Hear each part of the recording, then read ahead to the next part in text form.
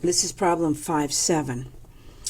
In April of the current year, Stillman Press Company transferred Ken Sherm from its factory in Louisiana to its plant in Florida.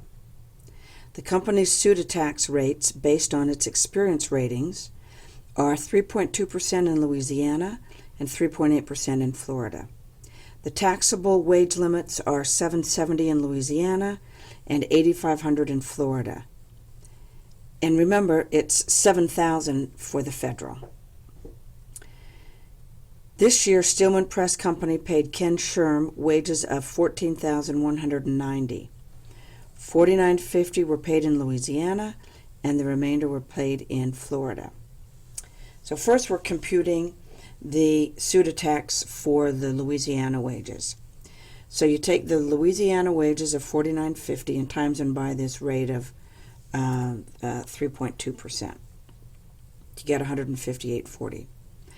Then the pseudo for Florida, they have a higher limit. They have 85, but since Ken has already paid state unemployment on $49.50 of his wages, we subtract that and then times that by the Florida rate of 0.038 to get the $134.90.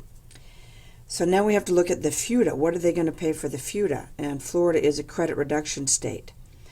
I've got a page number reference here for 511.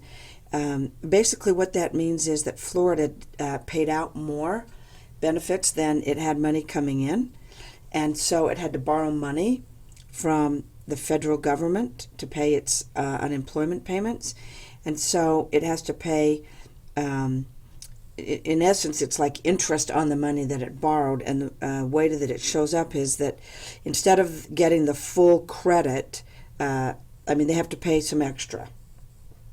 So the regular FUTA tax is $7,000 times 0.6%, and that's $42.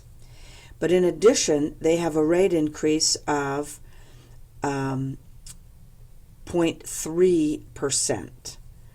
So that is based on it would be based on the full 7,000, except that 49.50 of that 7,000 was in Louisiana. So since this is Florida's the only one that's a credit reduction state, we're going to subtract out the Louisiana wages and just times the Florida wages by the 0.003, and you get $615. Add those two together, and that's where you come up with the $48.15 in total FUTA taxes on Sherm.